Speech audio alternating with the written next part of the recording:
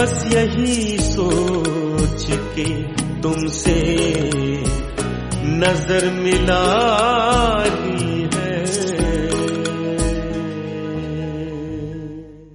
हाँ दोस्तों, आज के रात के सफ़र के आखिरी पड़ाव पर हम लोग आ पहुँचे हैं।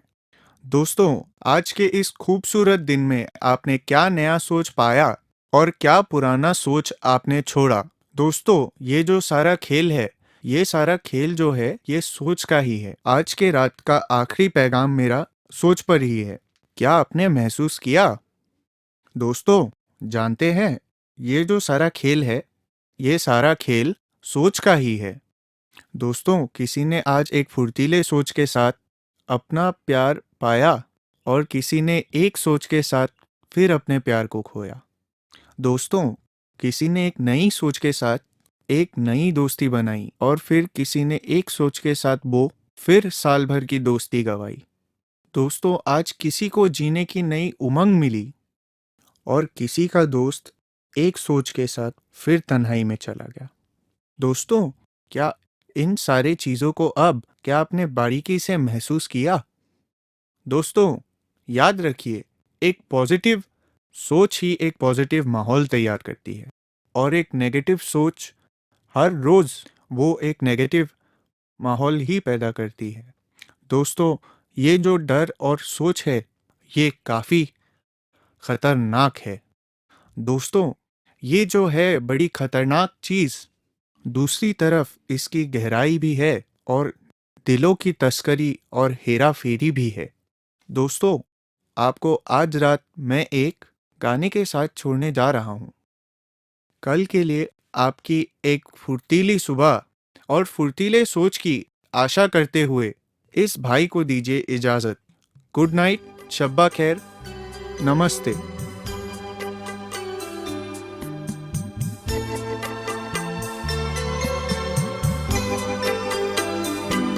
हर तरफ हर जगह बेशुमार आदमी।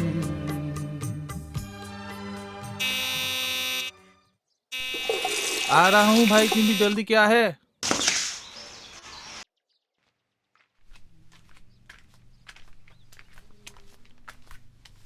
अरे भाई, किस बात की जल्दी थी? पार्सल नीचे से ही दे दिया।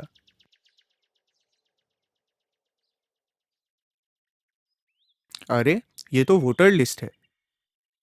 लेकिन आमिर भाई ने मुझे क्यों भेजा?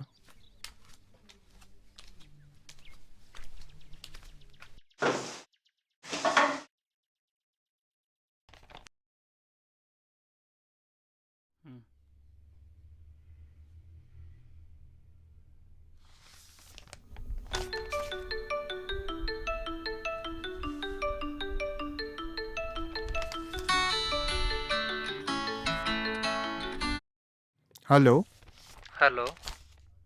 हाँ आमिर जी, कैसे हैं आप? आपके बारे में ही सोच रहा था मैं। खुदा के रहमो करम से जी रहा हूँ। आप कैसे हैं? क्या बताऊं भाईजान, रात को लोगों को रेडियो जॉकी पर तसल्ली देता हूँ और सुबह अभी खुद हॉट कॉफी के साथ तसल्ली ले रहा हूँ। नहीं भाई, खुदा सबको बरकत दे। भाईजान, इस लॉकडाउन ने तो सबकी ले ली। ये सही है। भाईजान, मेरा एक पार्सल मिला है क्या? हाँ हाँ हाँ हाँ भाईजान, आपका एक पार्सल मिला है, लेकिन मुझे समझ में नहीं आ रहा है। भाईजान, मैं इस बार अपने इलाके से नगर निगम चुनाव के लिए 7 नंबर वार्ड से खड़ा हो रहा हूँ। बधाई हो भाई, बधाई हो आपको। सिर्फ बधाई से काम नहीं चलेगा। मैं आपसे एक हेल्प की उम्मीद रखता हूँ। बोलिए बोलिए भाई, आपके लिए अगर मैं थोड़ा भी कुछ कर पाऊँ तो ये मेरे लिए खुशी की बात होगी। बोलिए, प्लीज बोलिए। मुझे यही सुनना था आपसे। अब ध्यान से सुनिए। मेरे इलाके के अंदर 1559 वोटर हैं टोटल। इसमें से सबसे ज़्यादा हमारी कौम के 900 माइनॉरिटीज वोटर्स हैं। जो लिस्ट मैं आपको भेज चुका हूँ। जो लिस्ट मैंने आपको भेजी है उसके अंदर सभी वोटर्स के नाम और कॉन्टेक्ट नंबर्स हैं। इस बार चुनावी सभाओं में और रैलियों में काफ़ी प्रतिबंध लगा दिया गया है चुनाव आयोग के द्वारा। कोविड-19 प्रोटोकॉल के कारण अगर एक तरफा वोट माइनॉरिटीज भाइयों ने मुझे दिया तो मेरी जीत निश्चित है। लेकिन चुनावी प्रतिबंधों के कारण मैं उन लोगों तक पहुंच नहीं पा रहा हूं। इसीलिए मैं मोबाइल फ़ोन के द्वारा भी उन तक पहुंचना चाहता हूं। जहां अभी मैं नहीं पहुंच पा रहा हूं ज्यादा से ज्यादा माइनॉरिटी लोगों के पास। इसीलिए यह काम आप मेरे लिए करेंगे। आप मेरी तरफ से मेरा ये पैगाम उन सब तक पहुंचाएंगे। ठीक है भाईजान, आपके लिए जितना हो सकेगा उतना मैं ज़रूर करूँगा। बहुत बहुत शुक्रिया भाई।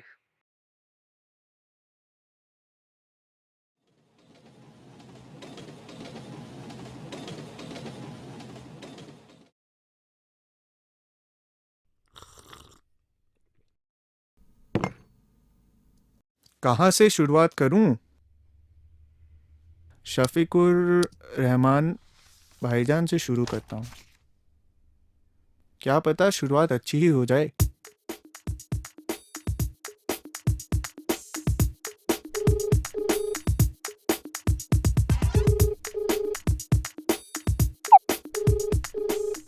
हेलो। सलाम वालेकुम भाईजान। आप कौन? भाईजान, इस बार नगर चुनाव में आपके वार्ड से आमिर खान भाईजान ने पर्चा भरा है और उन्हें पार्टी की तरफ से टिकट भी मिल चुका है। शायद आपको मालूम है, मैं उन्हीं के ऑफिस से आपको फोन कर रहा हूँ। गलत आदमी को टिकट दिया है पार्टी ने। गलत आदमी को टिकट दिया है, सुन रहे हैं ना आप? अगर हमको टिकट देता है एक चुटकी में जीत जाता है, आपको पता है। हर एरिया हर इलाका में आदमी हमको पहचानता है। भाईजान, मैं ये कहना चाहता हूँ कि अभी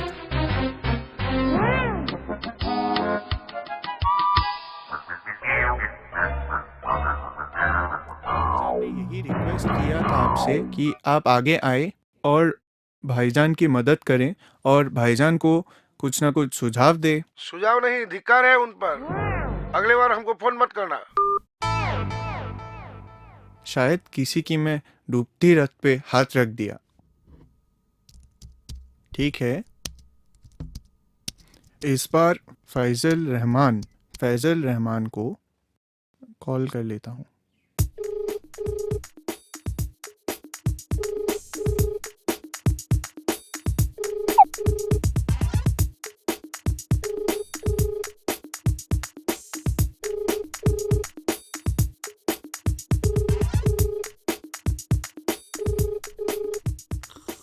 हेलो। क्या मेरी बात फैजल रहमान जी से हो रही है? हाँ जी, आप कौन साहब बोल रहे हैं? सलाम अलैकुम भाईजान, मैं आमिर खान भाईजान के ऑफिस से बात कर रहा हूँ। शायद आपको मालूम है, आमिर खान भाईजान ने इस बार नगर निगम चुनाव के लिए आपके वार्ड से पर्चा भरा है और उन्हें टिकट भी मिल चुका है। जी हाँ, बिल्कुल मालूम है। ठीक है, आमिर भाईजान ने एक पैगाम भेजा है मेरे द्वारा, क्योंकि वो चुनावी कामों में अभी काफ़ी व्यस्त हैं और इसीलिए वो चाहते हैं कि मोबाइल के द्वारा भी उनका मैसेज मैं आप तक पहुंचाऊं। इस बार जो ये इलेक्शन नगर निगम का चुनाव हो रहा है, इस चुनाव के लिए इस बार जरूर आप घर से निकले और 6 तारीख को वोट डालने के लिए जरूर वोटिंग सेंटर पर आप आइए। पहली बार हमारी कौम का भाई कोई चुनाव लड़ रहा है। दूसरी बात, हमारे कौम को हर तरफ से दबाने और कुचलने के लिए कोशिश कर रहा है। दूसरे संप्रदाय द्वारा हमारी खान पान, सोना, कुरान पढ़ना, नमाज अदा करना, हर जगह ये लोग हमें तकलीफ देना चाहते हैं। देश तो छोड़ो, एक मोहल्ले में जीना हमारा दुश्वार हो गया है। बात बात पर देश छोड़ने के लिए धमकी देते हैं ये दूसरे संप्रदायों के लोग। अपने आस पड़ोस में अपने दर्द के बात कहने के लिए दर्द लगता है। भाई से कहना हम लोग घर से ज़रूर निकलेंगे और देश नहीं तो कम से कम आस पड़ोस के मोहल्लों के ठीक करने के लिए भाई को ज़रूर जिताएंगे। जी हाँ, ज़रूर आइए वोटिंग सेंटर पर और भाई के फेवर में वोट डालिए। भाई, आपका नाम? मेरा नाम राहुल गुप्ता।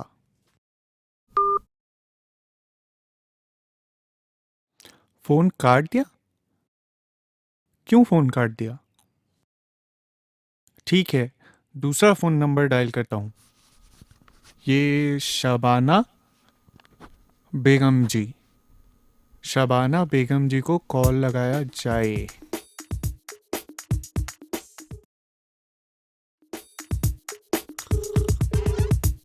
हेलो, कौन? क्या मेरी बात शबाना बेगम जी से हो रही है? जी, फरमाइए। सलाम वालेकुम, मैं आमिर खान भाईजान के चुनावी ऑफिस से मैं फ़ोन कर रहा हूँ। आपको शायद मालूम है, आमिर भाईजान को इस बार नगर निगम चुनाव में आपके इलाके से टिकट मिला है। जी, आप हमारे मतलब आमिर भाईजान के कार्यालय से बात कर रहे हैं ना? जी जी जी जी। तो आमिर भाईजान ने एक पैगाम भेजा है आपके लिए कि इस बार आप लोग घर से ज़रूर निकले और आप लोग आकर वोटिंग सेंटर पर आमिर भाईजान के फेवर में अपना वोट डालें। क्यों नहीं? इस सरकार को और इस संप्रदाय के लोगों को हमें बिल्कुल जवाब देना है। अब हम लोगों के पहनाव पे भी इन लोगों के सवाल उठने शुरू हो गए हैं।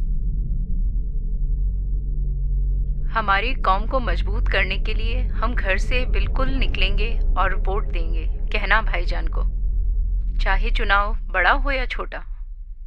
जी जी, ज़रूर आइए इस बार आप लोग वोटिंग सेंटर पर और भाई को वोट डालें। भाई, आपका नाम? मेरा नाम राहुल गुप्ता है। फोन काट दिया? क्या हुआ? ठीक है, दूसरा नंबर ट्राई करता हूँ।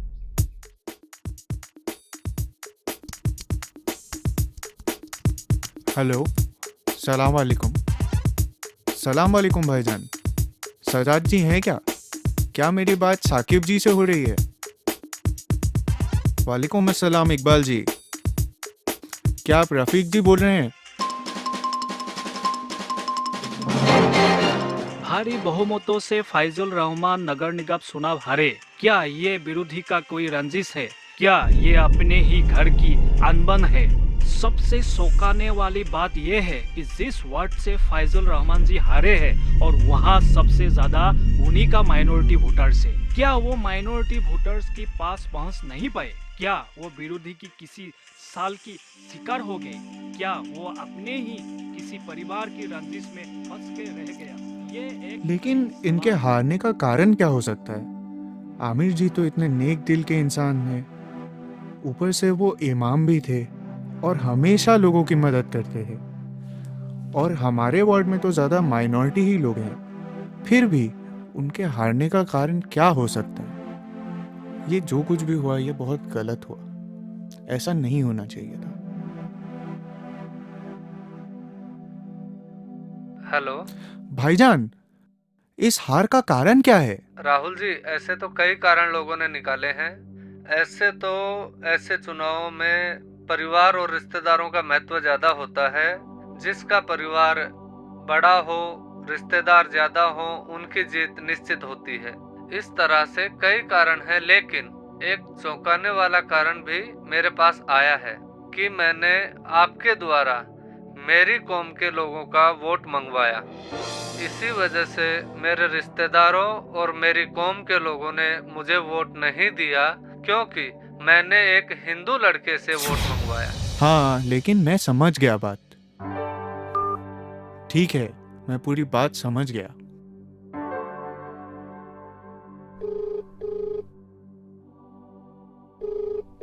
हेलो। सलाम वालेकुम। मैं सजाद खान बोल रहा हूँ, आमिर भाईजान की कार्यालय से, चुनावी कार्यालय से। क्या आप सही में मुसलमान व्यक्ति ही बात कर रहे हैं? क्या भाईजान, अब आप हमसे आयत पढ़वाएंगे क्या? वालेकुम अस्सलाम, बोलिए। भाईजान, हम लोग आमिर भाईजान इस बार चुनाव में क्यों हारे उसके लिए हम लोग एक एनालाइज कर रहे हैं। मतलब कहाँ कमियां रही, किस बात पर ध्यान नहीं गया, उसके लिए हम लोग एक एनालिसिस कर रहे हैं कि हारने का कारण क्या है। इसीलिए मैं आपको भी फोन लगाया कि आपके हिसाब से आमिर भाईजान के हारने का कारण क्या है। और कहो, दूसरे कौम के लोगों को अपने साथ रखने के लिए। साथ में ही रहेगा और पीठ पीछे छुरा भोंकेगा, ऐसा नहीं होता है। भाईजान, आप विस्तार से बताइए, आप कहना क्या चाहते हैं? देखो, हारने के तो कई कारण रहे होंगे। मेरे नज़र में जब एक हिंदू लड़के से हम लोगों को फ़ोन करवाया और हम लोगों के वोट मंगवाए, ये सबसे बड़ी कारण मैं मानता हूँ। क्योंकि एक हिंदू लड़के को माइनॉरिटीज़ वोट मांगने के लिए भाईजान को नहीं लगाना था। हम लोग अपने कौम का लड़का समझकर आवेश में आकर क्या क्या बोल गए उस हिंदू लड़के के सामने। क्या ऐसा करना सही था? क्या इतनी भी समझ नहीं थी अमीर भाईजान को? इसी कारण हम लोग वोट देने नहीं गए। कल जीतने की बात उन्हीं लोगों के साथ ही काम करेगा। क्या हमारी कौम का काम करेगा? भाईजान, अब मैं कुछ बताना चाहता हूं आपको। आशा करता हूं मेरी बात खत्म ना होने तक आप फोन नहीं रखेंगे। जी?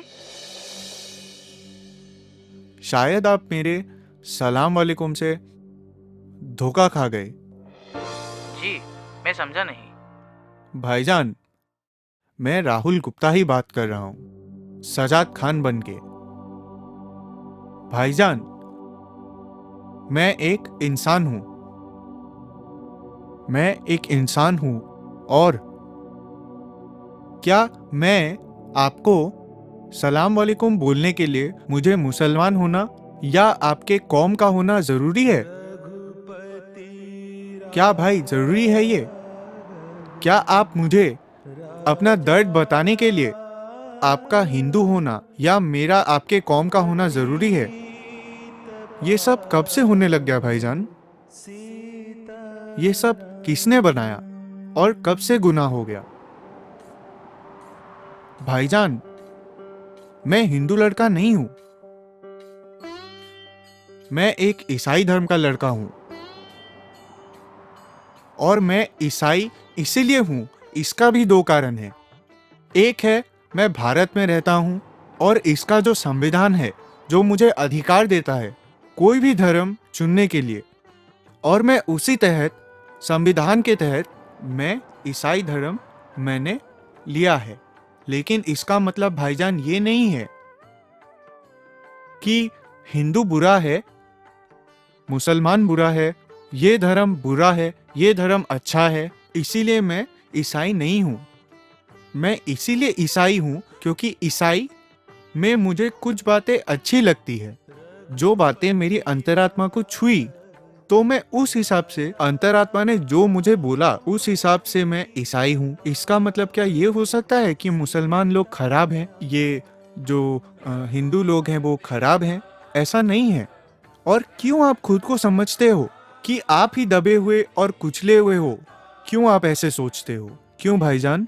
अगर भारत में कहीं भी रेप होता है या बॉम्ब ब्लास्ट होता है या कुछ भी होता है, तब तो डायरेक्ट एक फ्रेम बना दिया जाता है कि ये मुसलमान लोगों ने ही किया है। लेकिन भाईजान, एक संप्रदाय है जो है ईसाई, और ईसाई लोगों को भी बोला जाता है जब भी कोई आदमी हिंदू या कोई भी धर्म परिवर्तन करके वो नया ईसाई धर्म लेते हैं तो बोलते हैं ये लोग जोर जबरदस्ती ईसाई धर्म में इन लोगों को ला रहे हैं। इसको बोलते हैं घर वापसी या धर्म परिवर्तन, जो आजकल घर वापसी के नाम पर ईसाइयों को तकलीफ दिए जा रहा है। लेकिन भाईजान, क्या करूं मैं? क्या मैं भी आपकी तरह बन जाऊं? मेरी बात रखने के लिए भी मैं कोई मेरे ईसाई धर्म के नेता के लिए मैं वेट करूं, या मैं रुकूं, या मैं किसी नेता को बना लूं? क्या करूं आप बोलिए? जैसे आपने अपनी बात कहने के लिए आमिर जी को आपने चुना, जैसे आपने बोला ऐसा जैसा हम लोग के साथ हो रहा है, हम लोग के कौम के लिए वो फाइट करेगा या लड़ेगा, तो अभी मैं क्या, मेरी जो तकलीफ है, मेरी ईसाई धर्म में कुछ तकलीफ है, तो क्या मैं आपको नहीं बोल सकता? अगर आपको तकलीफ है तो क्या आप मुझे नहीं बोल सकते हैं? ऐसा नहीं है। हाँ, एक चीज तो है भाईजान, एक चीज तो है, एक कौम है, लेकिन वो कोई धर्म के साथ रिलेटेड नहीं है। और ये जो कौम है इसका नाम मैंने दिया है केमिकल लोचा वाला कौम। और ये जो कौम है ये बस फायदा उठाना चाहता है हर चीज में, राजनीतिक हो या इकोनॉमिक हो, कमर्शियल हो, जॉब पे हो, कहीं पे भी हो, ये लोग फायदा उठाना चाहते हैं। और ये कौम जो है कोई धर्म का नहीं है, ये हिंदू धर्म का, ईसाई धर्म का, मुसलमान धर्म का ये कौम नहीं है। ये कौम है केमिकल लोचा वाला। और ये केमिकल लोचा वाला जो कौम होता है वहाँ पे ईसाई का भी लोग है, हिंदू का भी लोग है और मुसलमान का भी लोग है। अगर दुनिया में अच्छाई है तो हर धर्म के लोग अच्छे हैं, अगर बुरा है तो उसी तरह से हर धर्म में कोई ना कोई एक बुरा आदमी या बुरा सोच या केमिकल लोचा वाला आदमी होता ही है। अगर उसको हम लोग नहीं पहचानेंगे तो वो फायदा उठाएगा, कौम को बदनाम करेगा। ऐसा नहीं है भाईजान, मैं आपको सिर्फ ये बताना चाहता हूँ कि आप अपने मन की बात बोले, किसी को भी बोले। बोलने के वक्त आप ये ना देखें कि वो किस कौम का है। खुल के बोलिए, ऐसा मत सोचिए, कभी मत सोचिए। आप जिसको भी बोले ये मान के बोलिए कि इन्हें मैं बोल सकता हूं और ये मेरे अपने लोग हैं। ये मत देखिए कि वो किस धर्म का है। मनाइए खुद को कि उसको सुनना पड़ेगा, उसको सुनना पड़ेगा भाईजान। क्यों नहीं सुनेगा वो? तो हमें इस तरह से माहौल को आपको और हमें ही बनाकर रखना पड़ेगा। अगर हम लोगों के बीच अपनी बात उठाने के लिए अगर हम किसी तीसरे आदमी को खोजने लगे अपने कौम के, कि मेरे कौम का आदमी होने से ही अपनी बात रखूंगा, जब तक मेरे कौम का कोई नहीं होगा मैं दबे कुचले इस तरह से ही रहूंगा, ऐसा नहीं है। ये माहौल ठीक है, ये माहौल बन रहा है, ये सही बात है, बन रहा है, लेकिन हम लोग को सोचना है। अगर हम लोग इस बात को नहीं समझेंगे तो हम लोग भाईचारा हम लोग खो देंगे। ऐसे तो खो ही रहा है। बड़े लोग तो पॉलिटिक्स करते हैं, बड़े लोग तो राजनीति में है, कोई फायदा उठाना चाहता है, लेकिन हम लोग क्यों कर रहे हैं? हमें तो भाईचारा आगे बढ़ाना चाहिए। तो भाईजान, तो एक बात तो ठीक है, आमिर भाई तो इलेक्शन हार गए, चुनाव हार गए, लेकिन मैं आपसे जीतना चाहता हूं। चुनाव नहीं, मैं आपके दिल को जीतना चाहता हूं, आपके दिल को जीतना चाहता हूं, कि कम से कम मैं ये बोल सकूं कि मैंने जो बात बोली ये आपने समझी और मेरे दिल के साथ आपके दिल को मैं जोड़ सकूं। अभी मैं सोच रहा हूं, अभी जो मैं आपको बोल रहा हूं, तभी मैं सोच रहा हूं एक बात कि हाँ, शायद मैं आपके दिल को जीत रहा हूं। भाईजान, ऐसे तो मैं आरजे हूं, रेडियो जॉकी हूं, ऐसे तो मैं रेडियो जॉकी हूं और लोगों की फरमाइश पे गाना सुना। ऐसे तो मेरे प्रोफेशन में लोग हमेशा मुझसे गानों की फरमाइशें करते हैं, पर क्योंकि आज मैं अपने वर्क स्टेशन पे नहीं हूं, इसीलिए मैं अपनी तरफ से आपको एक गाना डेडिकेट करना चाहता हूं। और ये मैं बिलीव करता हूं और विश्वास करता हूं कि आप एक पॉजिटिव ऊर्जा जरूर अपने मन में लाएंगे, अपने माहौल पे लाएंगे और आप खुद भी खुश रहेंगे।